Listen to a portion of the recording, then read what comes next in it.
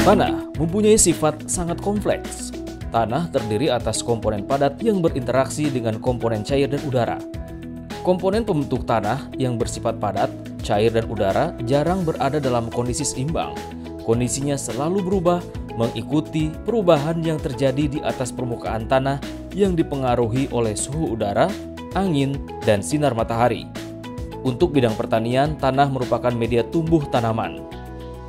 Dengan demikian, pengujian sifat fisik tanah sangatlah penting untuk dipelajari, agar tanah yang akan ditanami dapat menjadi media tumbuh yang ideal bagi tanaman. Berikut adalah cara untuk menguji sifat fisik tanah yang sederhana. Di sini ada 4 uji yang akan kita lakukan. Ya. Yang pertama adalah kita akan menguji tanah kita dan kita akan melihat tekstur tanah kita. Alatnya sederhana saja.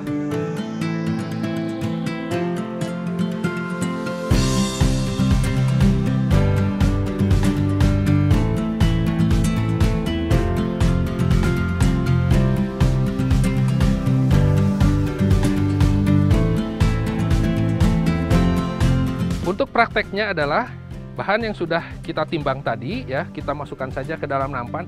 Atau kalau misalnya tidak ada nampan, boleh ke dalam toples ya. Intinya wadah apa saja yang bisa menampung 500 gram bahan-bahan ini.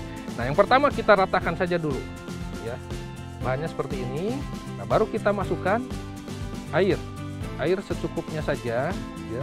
Yang penting terlihat seperti ini sedang dibajak. Nah kita lihat dulu, kita satu-satu saja dulu.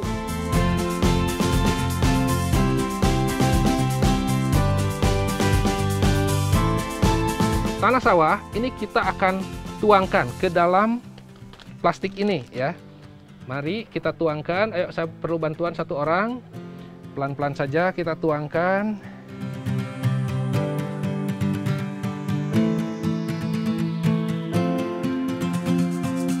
Dan kemudian kita tiup. Kemudian kita putar supaya terbentuk seperti silinder ya, cukup keras. Kemudian kita ikat. Oke, nah setelah diikat, Bapak Ibu ya, kita kocok.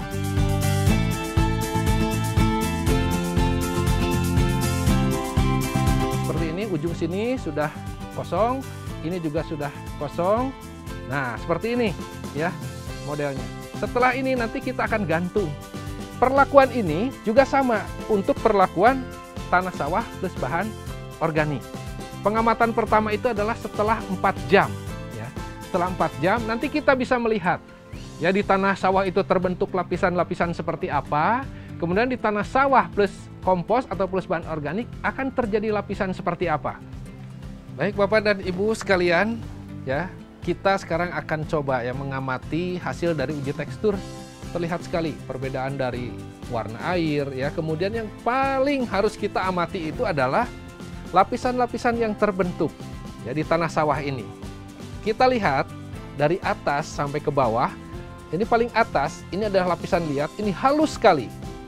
Kemudian ke tengah ini sudah mulai nampak lebih kasar.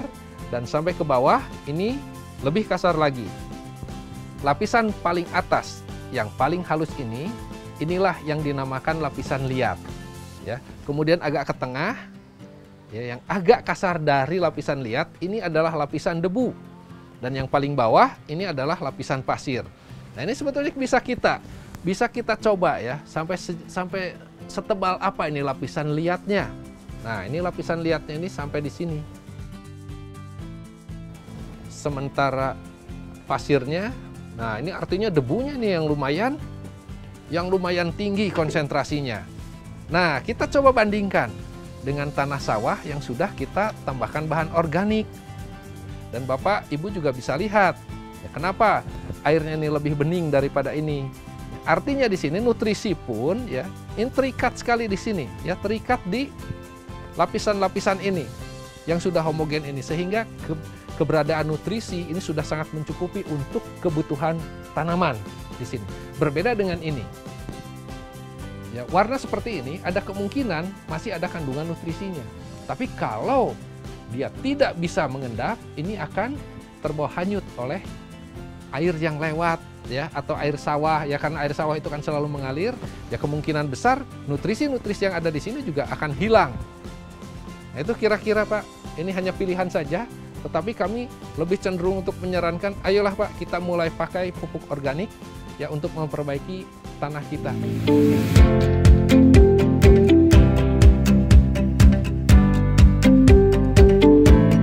Nah, uji daya kapiler ini membutuhkan alat seperti ini Bapak Ibu ya, mangkok dan kemudian juga botol bekas air mineral, dan kita beri lubang di bawahnya. Nah, ini kita memerlukan dua alat. Lubangnya harus sama, jumlah lubang harus sama. Nah, tahap pertama adalah kita akan memasukkan tanah sawah ini ke dalam botol pertama yang sudah diberi label tanah sawah. Kita masukkan sampai ke permukaan, batas permukaan botol.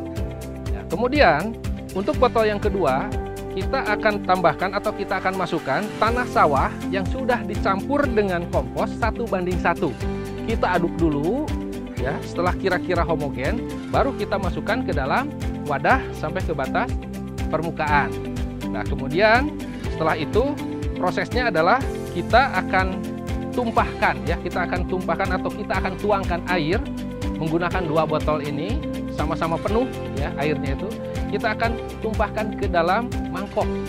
Kita akan amati setiap 15 menit pergerakan dari noda air di tanah yang kita sudah siapkan. Secara visual kita bisa melihat bahwa pori-pori ya, pori-pori kedua bahan ini berbeda sekali. Tanah sawah terlihat sangat padat.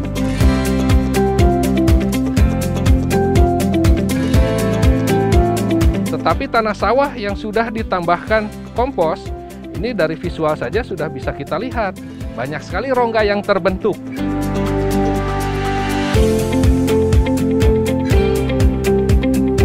Nah, kemudian uji yang ketiga adalah uji kemampuan menyimpan air.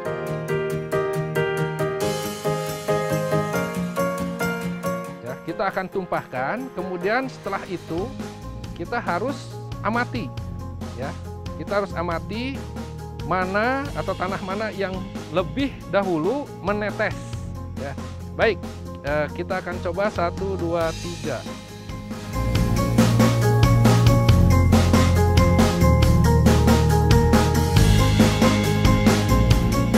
Bapak Ibu sekalian ya, sudah mulai menetes. Bahwa tanah sawah jika sudah dicampur dengan kompos, ini pori akan terbuka lebar dan semakin banyak pori. Nah, sementara tanah sawah kita yang tadi sudah disinyalir porinya sedikit, kecil-kecil, bisa Bapak dan Ibu lihat, sulit sekali dia menembus ke bawah.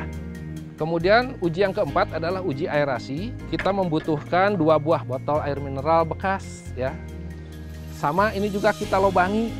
Kita juga membutuhkan balon. Nah, mari sekarang persiapan awalnya adalah kita tumpahkan saja dulu masing-masing ke dalam mangkok. Mau bersamaan boleh, tidak juga tidak masalah, karena ini nantinya air ini hanya sebagai indikator saja.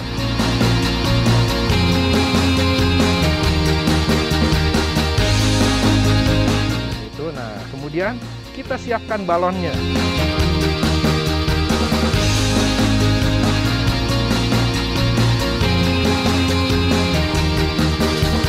Kita mulai saja, 1, 2, 3, dilepas Pak. Lepas saja. Kita sudah bisa membuktikan bahwa tanah sawah yang ditambah dengan kompos ini benar-benar terbukti bisa membuka pori, membuat pori lebih banyak dan lebih besar. Sementara tanah sawah kita tadi sudah disinyalir ya, porinya sedikit, kemudian juga kecil-kecil.